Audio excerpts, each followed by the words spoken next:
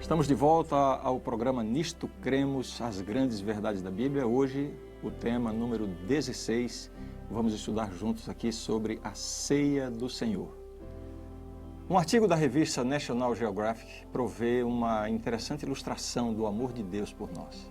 Depois do incêndio florestal haver passado por uma parte do Parque Yellowstone, nos Estados Unidos, um dos guardas florestais encontrou um corpo carbonizado de um pássaro aos pés de um toco de uma árvore que ainda estava fumegando. Ao mexer e virar o pássaro carbonizado com uma vara, 3 filhotinhos saíram correndo debaixo das asas da mãe, agora já morta, carbonizada. Havia ali, bem pertinho, os restos de um ninho queimado pela metade, o que revelou o resto da história. Aparentemente, quando o fogo se espalhou pela árvore, o ninho que se queimou pela metade despencou lá de cima e a mãe passarinho cobriu os seus filhotes com as asas a fim de protegê-los do fogo. E assim ela morreu carbonizada, mas conseguiu salvar os filhotes. Que linda história de amor essa! A palavra de Deus revela que Jesus fez algo semelhante em favor de cada um de nós. A morte de Jesus, de braços abertos, nos dá essa imagem de Deus provendo a salvação para os seus filhos, ainda que isso lhe custasse a própria vida. Foi através do seu sacrifício que Jesus proporcionou esse livramento para cada um de nós. A morte de Cristo na cruz ocupa o lugar central do grande conflito cósmico entre o bem e o mal. Tudo no plano da redenção e na Bíblia só faz sentido à luz do significado da cruz. É por isso que o Novo Testamento nos orienta a relembrar o sacrifício de Jesus por nós através da cerimônia da Santa Ceia. Esta cerimônia, a Ceia do Senhor, também chamada de Santa Ceia, é o tema do nosso estudo de hoje.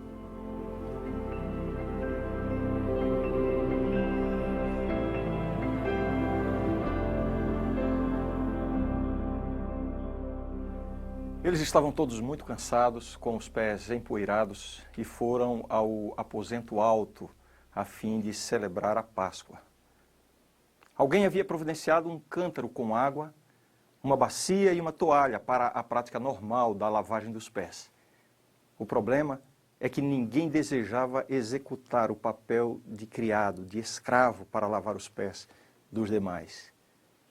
Tendo plena consciência da proximidade de sua morte, Jesus, então, fala algumas coisas com muita tristeza. Vejam as palavras de Jesus. E disse-lhes: tenho desejado ansiosamente comer convosco esta Páscoa antes do meu sofrimento, pois vos digo que nunca mais a comerei, até que ela se cumpra no reino de Deus. Lucas 22, versos 15 e 16. A inveja que os discípulos nutriam uns contra os outros enchia o coração de Cristo com uma amarga tristeza. Ele sabia que os seus discípulos estavam disputando quem seria o maior no reino de Deus. Era a disputa por posições, o orgulho e a vaidade que impediam os discípulos de se humilharem, dispondo-se a lavar os pés dos seus companheiros. Será que algum dia eles aprenderiam que no reino de Deus a verdadeira grandeza é revelada pela humildade e pelo amorável serviço? Durante a ceia, conforme explica o Evangelho de João no capítulo 13, especificamente os versos 2 e 41, Jesus ergueu-se calmamente, tomou a toalha que cabia ao servo, despejou água na bacia, ajoelhou-se e começou a lavar os pés dos discípulos. O mestre fazendo o papel de servo. Compreendendo a muda repreensão, os discípulos se encheram de vergonha. Depois de haver completado o seu trabalho, Jesus retornou ao seu lugar e disse as seguintes palavras: ora, se eu, sendo o Senhor e o Mestre, vos lavei os pés, também vós deveis lavar os pés uns dos outros. Porque eu vos dei o exemplo, para que, como eu vos fiz, façais vós também. Em verdade vos digo que o servo não é maior do que o seu senhor, nem o enviado maior do que aquele que o enviou. Ora, Se sabeis estas coisas, bem-aventurados sois se as praticardes. João capítulo 13, versos 14 a 17. Naquele momento, Jesus substituiu a conhecida cerimônia da Páscoa por esta que seria o memorial do seu grande sacrifício, a ceia do Senhor. Tomando então nas mãos o pão sem fermento, ele o abençoou. Vejam como isso é descrito. Enquanto comiam, tomou Jesus um pão e, abençoando-o, o partiu e o deu aos discípulos, dizendo: tomai, comei, isto é o meu corpo. A seguir tomou um cálice e, tendo dado graças, o deu aos discípulos, dizendo: bebei dele todos, porque isto é o meu sangue, o sangue da nova aliança, derramado em favor de muitos para a remissão de pecados. Mateus capítulo 26, versos 26 a 28. Vejamos como o apóstolo Paulo descreve essa cerimônia algum tempo depois. Em 1 Coríntios capítulo 11, o apóstolo diz assim: e tendo dado graças, o partiu e disse: isto é o meu corpo que é dado por vós. Fazei isto em memória de mim.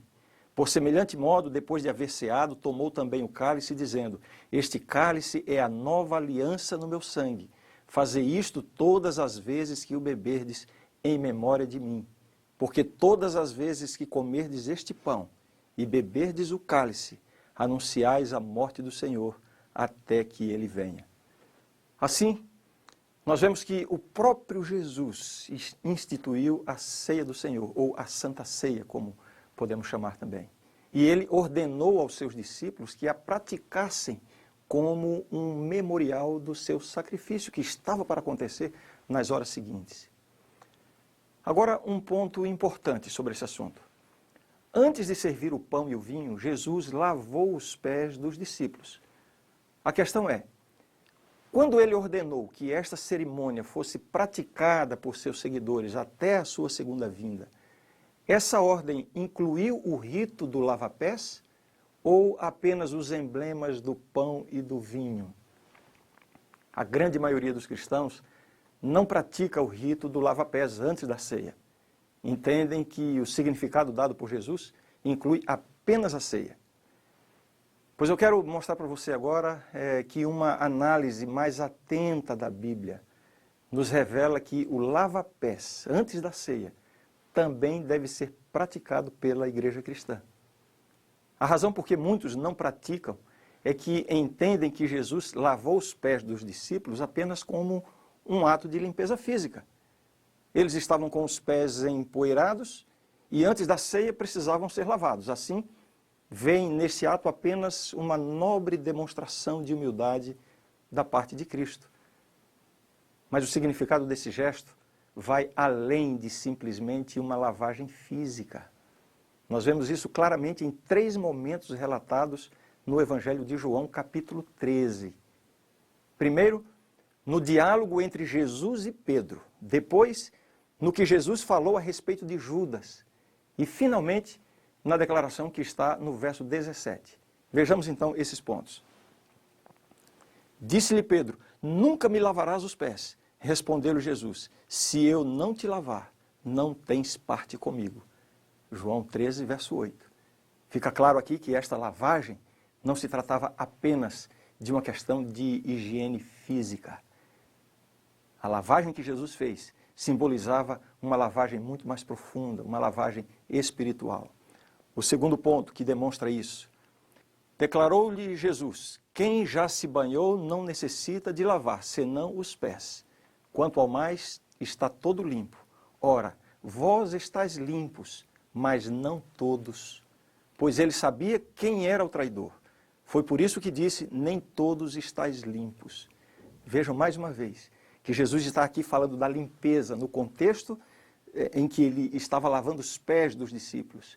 E ele diz: nem todos estáis limpos. E se referiu a Judas, que não estava limpo.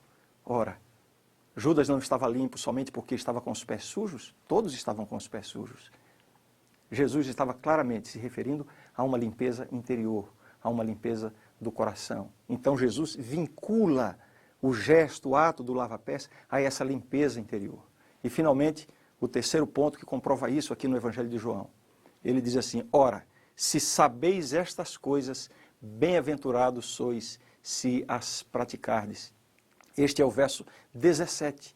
Então fica bastante claro que quando Jesus ordena que os seus seguidores sigam praticando essas coisas, ele está envolvendo tudo o que aconteceu antes, o lava-pés e também a ceia, o serviço ali, a entrega do pão e do vinho. Essa ideia da purificação espiritual antes da ceia não é uma inovação de Jesus com seus discípulos. Na verdade, Cristo está instituindo a Santa Ceia como uma celebração cristã em lugar da Páscoa dos judeus.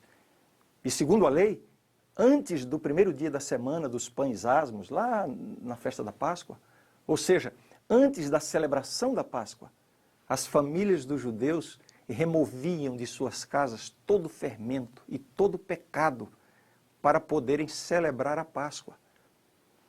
Assim, a cerimônia do lava-pés, antes da ceia, tem exatamente esse significado simbólico. A lavagem interior, a lavagem operada pelo Espírito Santo, purificando a mente, purificando o coração para o recebimento dos emblemas do corpo e do sangue de Cristo. Lembrando sempre que, na concepção bíblica, tudo isso é um simbolismo. A Bíblia não inclui a ideia de que o pão e o vinho se transformam literalmente no corpo e no sangue de Cristo. Portanto, não temos nenhum motivo para pensar que a prática do lava-pés não estava incluída na ordem de Jesus. Agora vamos para um outro tópico. Qual realmente é o significado da cerimônia do lava-pés? O rito do lava-pés é um memorial da humilhação experimentada por Cristo em sua encarnação e em sua vida de serviço. Simboliza também a lavagem interior operada pelo Espírito Santo. Por isso Jesus disse a Pedro: se eu não te lavar, não tens parte comigo. Jesus estava falando de uma lavagem interior. Por isso, a ordenança do lava-pés é tão importante e necessária. Ela permite que ocorra uma purificação do coração, uma lavagem dos pecados. Por isso, Jesus ordenou naquela mesma ocasião o seguinte: ora, se eu, sendo o Senhor e o Mestre, vos lavei os pés, também vós deveis lavar os pés uns dos outros. João 13, verso 14. Que bonito, não? É isso que representa essa cerimônia do lava-pés. Um simbolismo da humildade, um simbolismo da purificação interior. Vejamos agora o significado da Santa Ceia, quando Jesus serviu ali os emblemas do seu corpo e do seu sangue, através do pão e do vinho. Como eu já havia mencionado anteriormente, a ceia do Senhor ocupou o lugar da Páscoa praticada no Antigo Testamento. É uma cerimônia bonita, solene, com um significado todo especial e fundamental para a vida do cristão, no seu preparo para o reino dos céus. 3 aspectos que demonstram esse significado da Santa Ceia são os seguintes. Em primeiro lugar, eu quero destacar o aspecto significativo da libertação do pecado. Assim como o festival da Páscoa no Antigo Testamento comemorava a libertação de Israel da escravidão egípcia, da mesma forma, a ceia do Senhor comemora a libertação do Egito espiritual, a escravidão do pecado. Lá no Egito, a última praga derramada por Deus para libertar o seu povo, houve nesta praga a morte de todos os primogênitos. Você pode ler isso detalhadamente no livro de Êxodo. A única forma de estar protegido contra aquela mortandade que iria visitar todas as casas, a única forma de se proteger contra isso era seguir a orientação dada por Deus. E a orientação de Deus foi a seguinte: cada família deveria sacrificar um cordeiro e passar o sangue do cordeiro nos umbrais da porta da casa. Toda casa que tivesse a marca do sangue estaria livre do castigo. Da mesma forma, o sacrifício de Cristo traz a libertação da morte.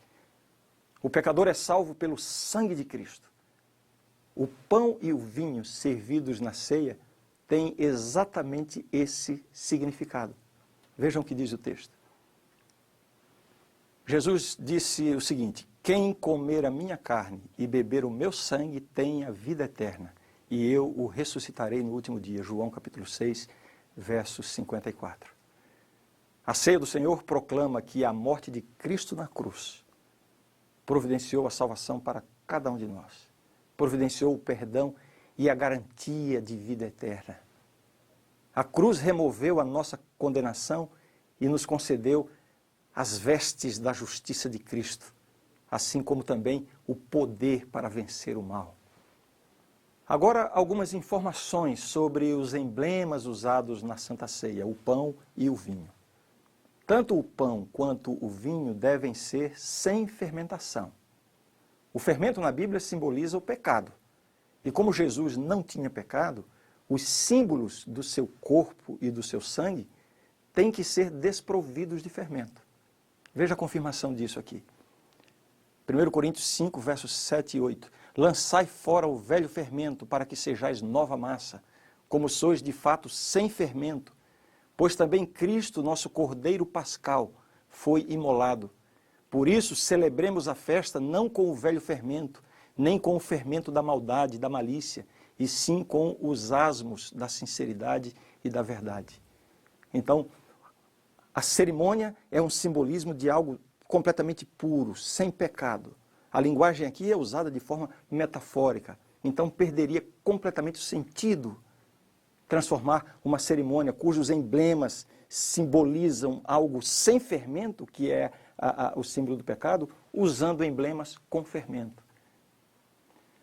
Em todo o mundo antigo, os sucos eram preservados em estado não fermentativo, através de vários métodos, e às vezes durante consideráveis períodos de tempo. Um dos métodos consistia em concentrar o suco através de fervura, transformando-o numa espécie de xarope. Armazenado em lugar frio, esse concentrado não fermentava, não alcoolizava. Depois, simplesmente diluindo-o em água, quando isso fosse desejado, se obtinha esse vinho relativamente doce, não alcoólico. Realmente era o puro suco de uva e não algum tipo de vinho ou bebida fermentada com algum grau de álcool em sua composição. Isso fica ainda mais claro nas palavras de Jesus, quando ele diz assim: e digo-vos que desta hora em diante não beberei deste fruto da videira, até aquele dia em que o hei de beber novo convosco no reino de meu Pai. Mateus 26, 29. A expressão fruto da videira refere-se ao suco extraído diretamente da uva, ainda não elaborado nem fermentado. Deu para entender? Qual o significado de comer e beber na ceia do Senhor? Vejamos. Respondeu-lhes Jesus: em verdade vos digo, se não comerdes a carne do Filho do Homem e não beberdes o seu sangue, não tendes vida em vós mesmos. Quem comer a minha carne e beber o meu sangue tem a vida eterna, e eu o ressuscitarei no último dia. João 6, 53 e 54. Comer a carne de Cristo e beber o sangue, é claro que é uma linguagem simbólica, aplicável a essa assimilação da palavra de Deus, por meio da qual os cristãos mantêm comunhão com o céu e se habilitam a desenvolver uma vida espiritual. Outro sentido importante nessa sequência de significado da ceia do Senhor é que a cerimônia oferece uma comunhão coletiva com Cristo. Como é bom viver em comunhão, não é verdade?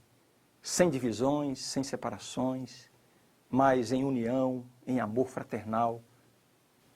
Veja só o que disse o apóstolo Paulo em relação a isso. Porventura, o cálice da bênção que abençoamos não é a comunhão do sangue de Cristo? O pão que partimos não é a comunhão do corpo de Cristo? Porque nós, embora muitos, somos unicamente um pão, um só corpo, porque todos participamos do único pão. 1 Coríntios 10, versos 16 e 17. Um comentarista da Bíblia explica da seguinte forma: ao compartilharmos dessa ordenança, mostramos publicamente que mantemos a união e que pertencemos à grande família cuja cabeça é Cristo. Todos os membros da igreja deveriam participar dessa sagrada comunhão, pois nela através do Espírito Santo, nós experimentamos os mais fortes e profundos sentimentos de comunidade junto à mesa do Senhor. Ali, nos encontramos em terreno comum, onde são quebradas as barreiras que nos separam. Ali nos damos conta de que, embora na sociedade existam muitas coisas capazes de nos separar, em Cristo se encontra tudo aquilo que é necessário para nos unir. O terceiro aspecto dessa série de fatores que dão significado à ceia do Senhor é a alegria antecipada que ela nos dá da segunda vinda de Jesus a este mundo. Veja o que diz o texto. Porque todas as vezes que comerdes este pão e beberdes o cálice, anunciais a morte do Senhor até que ele venha. 1 Coríntios 11, 26. O serviço da comunhão, que inclui o lava-pés e a Santa Ceia, preenche essa lacuna entre a cruz e o reino eterno de Deus. Une o que já aconteceu com o que ainda irá acontecer. Vejam esse texto. E digo-vos que desta hora em diante não beberei deste fruto da videira até aquele dia em que o hei de beber novo convosco no reino de meu Pai. Palavras de Jesus no Evangelho de São Mateus. Uma lacuna. Aquela primeira ceia dirigida ali pelo próprio Jesus. E ele depois anuncia uma ceia no reino de Deus. E nesse intervalo nós seguimos praticando. Essas são palavras proféticas. Apontam para a celebração futura da ceia da comunhão no reino eterno de Cristo. Mais um texto para esclarecer o assunto. Então me falou o anjo, diz João lá no Apocalipse, escreve, bem-aventurados aqueles que são chamados à ceia das bodas do Cordeiro. E acrescentou, são estas as verdadeiras palavras de Deus. O texto está anunciando uma ceia lá no reino de Deus, já prenunciada por Jesus. Finalmente, eu quero comentar sobre um texto bem polêmico a respeito da cerimônia da comunhão. Esse texto tem gerado muitas discussões e até certa confusão na compreensão daquilo que a Bíblia realmente está querendo dizer através desse texto. Vamos ler o texto. Por isso, aquele que comer o pão ou beber o cálice do Senhor indignamente será réu do corpo e do sangue do Senhor. Examine-se, pois, o homem a si mesmo, e assim coma do pão e beba do cálice. Pois quem come e bebe sem discernir o corpo, come e bebe juízo para si. 1 Coríntios 11, 27 a 29. A palavra juízo aqui também pode significar condenação. Esse texto aqui, às vezes, deixa algumas pessoas com medo de participar da ceia. Porque, afinal de contas, quem participar indignamente será réu do corpo e do sangue do Senhor. Que coisa grave, não? Que coisa solene. Quais são, então, as qualificações exigidas para a participação? Veja, o significado pleno da cerimônia se aplica aos cristãos que já foram batizados em Cristo. Embora não tenhamos um argumento bíblico para impedir a participação dos não batizados, a cerimônia tem um sentido de confirmação do compromisso de seguir a Jesus. Compromisso esse já assumido publicamente por ocasião do batismo. Antes de tomar parte, devem os cristãos orar e rever cuidadosamente a sua experiência cristã, confessando seus pecados, restaurando relacionamentos rompidos ou prejudicados. Também é bom lembrar que o que caracteriza aqueles que estão qualificados a participar do serviço da comunhão, portanto, é a condição do coração. Uma plena entrega a Cristo, fé em seu sacrifício. O desejo de participar brota de um coração sincero que reconhece a sua pecaminosidade, a sua completa dependência da graça e da misericórdia de Deus. Ou seja, a cerimônia da Santa Ceia, lava-pés e Santa Ceia, esta é uma cerimônia para pecadores que reconhecem a sua condição e desejam revitalizar as suas energias espirituais mediante os símbolos do corpo e do sangue de Cristo. Portanto, participar indignamente, no contexto da carta de Paulo aos Coríntios, significa participar sem uma noção clara do aspecto espiritual. Participar considerando a ceia como uma refeição comum, e não estar vivendo a verdadeira comunhão entre os irmãos em Cristo. Você vai ver que esse era um dos motivos das dissensões que aconteciam na igreja de Corinto. Particularmente, eu considero um privilégio a oportunidade de seguir a instrução de Jesus e participar dessa cerimônia tão importante, tão solene, tão cheia de significados. É uma experiência que renova o espírito e reacende em nosso coração a esperança na volta de Jesus.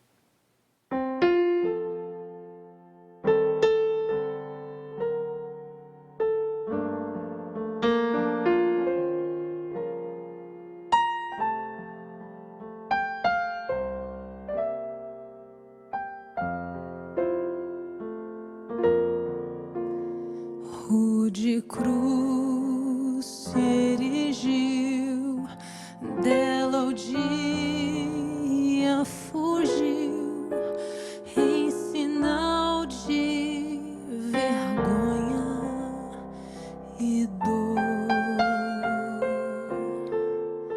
Mas eu amo essa cruz sobre a qual meu Jesus deu a vida por mim, pecador. Sim, eu amo a mensagem da cruz. Até morrer eu a vou proclamar.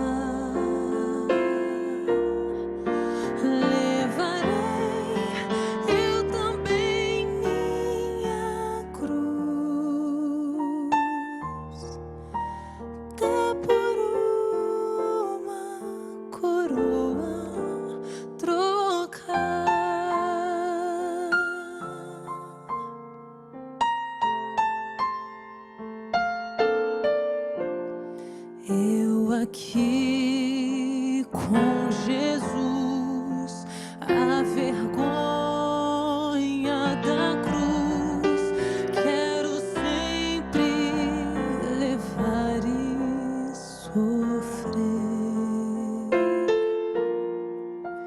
Ele vem me buscar e com ele no lar uma parte da glória hei de ter. Sim, eu amo a mensagem da cruz. Até morrer eu a vou proclamar.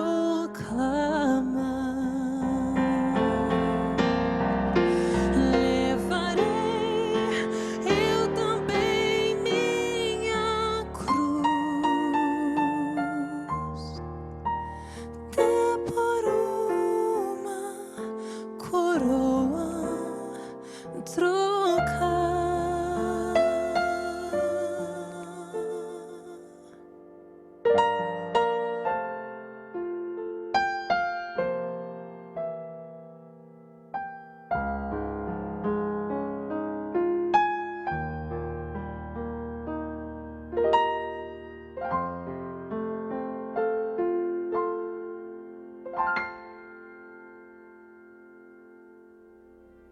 A grande verdade do estudo de hoje é esta: a ceia do Senhor é uma participação nos emblemas do corpo e do sangue de Jesus, como expressão de fé nele, nosso Senhor e Salvador.